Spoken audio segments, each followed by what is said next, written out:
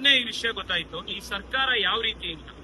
ಕಿರಣ್, ನಿಮ್ಗೂ ಗೊತ್ತಿದೆ, ಸುಮಾರು 5 ವರ್ಷದಿಂದ ನಾನು ಈ BMTC ಬಸ್ ಸ್ಟ್ಯಾಂಡ್ ಇಂದ ಬನಶಂಕರಿ ಮೆಟ್ರೋಗೆ ಒಂದು ಸ್ಕೈ ವಾಕ್ ಮಾಡಿ ಅಂತ ನಾವು ಹೋರಾಟ ಮಾಡ್ತಾ ಇದ್ವಿ. ಈಗಲೂ ನಾನು ನಿಮ್ಮನ್ನು ಕರ್ಕೊಂಡೋಗ ರಸ್ತೆ ತೋರಿಸ್ತೀನಿ, ನೀವು ಸುಮ್ನೆ ಆಚೆ ಕಡೆ ವಿಜುವಲ್ಸ್ ನೀವು ತೆಗೀರಿ ಸಾಕು. 1,000 ಜನ ಓಡಾಡ್ತಾ ಇರ್ತಾರೆ. ಹೆಣ್ಮಕ್ಳು ಆಫೀಸಿಗೆ ಹೋಗ್ತಾ ಇರೋರು, ಇನ್ಯಾರು ಸ್ಕೂಲ್ ಮಕ್ಕಳು ಬ್ಯಾಗ್ ಹಿಡ್ಕೊಂಡು ಕ್ರಾಸ್ ಮಾಡ್ತಾ ಇರೋರು, ಕೊಂಕಲ್ ಮಕ್ಕಳನ್ನ ಹಿಡ್ಕೊಂಡು ತಾಯಂದ್ರು ಕ್ರಾಸ್ ಮಾಡ್ತಾ ಇರೋದು, ಇದೆಲ್ಲ. ಅವತ್ ಬಂದ್ರು ಉಪಮುಖ್ಯಮಂತ್ರಿಗಳಾಗಿದ್ದಾಗ DK ಶಿವಕುಮಾರ್ ಗುದ್ಲಿ ಪೂಜೆ ಮಾಡೋದ್ರು. ಈ ಗುದ್ಲಿ ಪೂಜೆ ಮಾಡಾಗೋದ್ಮೇಲೆ ನಾವು ಅದು ಕೆಲಸ ಪ್ರಾರಂಭ ಆಗತ್ತೆ ಅಂತ ನಾವೆಲ್ಲ ಅನ್ಕೊಂಡಿದ್ವಿ. ನಿನ್ನೆ ನನಗೆ ಬಂದಿರೋ ಮಾಹಿತಿ ಪ್ರಕಾರ ಅದನ್ನ ತಿರ್ಗಾ ಕ್ಯಾನ್ಸಲ್ ಮಾಡಿದಾರೆ.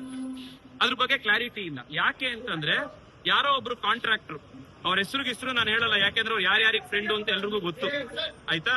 ಅವ್ರ ಕಾಂಟ್ರಾಕ್ಟರ್ ಹೊಸ ಐಡಿಯಾ ಕೊಟ್ರಂತೆ, ಇಲ್ಲ ಇನ್ನೊಂದು ಫ್ಲೈಓವರ್ ಮಾಡಿ ಇಲ್ಲಿಗೆ. ಆ ಫ್ಲೈಓವರ್ ಮಾಡ್ತೀವಿ ಅನ್ನೋದಕ್ಕೆ ಇವಾಗ ಈ ಸ್ಕೈ ವಾಕ್ ಕ್ಯಾನ್ಸಲ್. ಈಗ ಇದು ಕಾಂಟ್ರಾಕ್ಟರ್ಗೋಸ್ಕರ ಮಾಡ್ತಾ ಇರೋದ ಸರ್ಕಾರ ಇದು? ನೀವು ಶಂಕುಸ್ಥಾಪನೆ ಮಾಡಿ ಬುದ್ಧಿ ಪೂಜೆ ಮಾಡೋದ್ಮೇಲೆ ಅದ್ರದ್ದು ಬೆಲೆ ಏನಾಯ್ತು?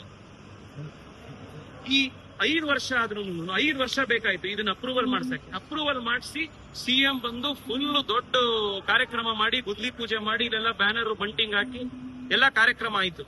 ನಾವು ಮಾರನೇ ದಿವಸದಿಂದ ವರ್ಕ್ ಆರ್ಡರ್ ಇಶ್ಯೂ ಕೆಲಸ ಸ್ಟಾರ್ಟ್ ಆಗುತ್ತೆ ಅಂತಂದ್ರೆ ಕ್ಯಾನ್ಸಲ್ ಅಂತೆ. ಯಾಕೆ ಅಂದ್ರೆ ಅದು ಯಾರೋ ಕಾಂಟ್ರಾಕ್ಟರ್ ಐಡಿಯಾ ಕೊಟ್ಟಿದಾರಂತೆ, ಅಲ್ಲಿಂದ ಒಂದು ಫ್ಲೈಓವರ್ ಮಾಡಿ ಅಂತ. ಆ ಫ್ಲೈಓವರ್ ಅಡ್ಡ ಆಗುತ್ತೆ, ಅದಕ್ಕೆ ಇದು ಬೇಡ.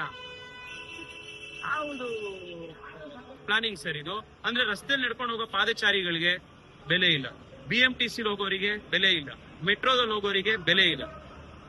ನೀವು ದೊಡ್ಡ ಕಾರ್ ತಗೊಂಡು 600 ರೂಪಾಯಿ ಟೋಲ್ ಕಟ್ಟಿ ಸುರಂಗದಲ್ಲಿ ಹೋಗ್ತೀವಿ ಅಂತಂದ್ರೆ ನಿಮಗೋಸ್ಕರ ನಾವು 40,000 ಕೋಟಿ ರೂಪಾಯಿ ಖರ್ಚು ಮಾಡಕ್ಕೂ ರೆಡಿ ಇದೀವಿ. ಇದು ಈ ಸರ್ಕಾರ.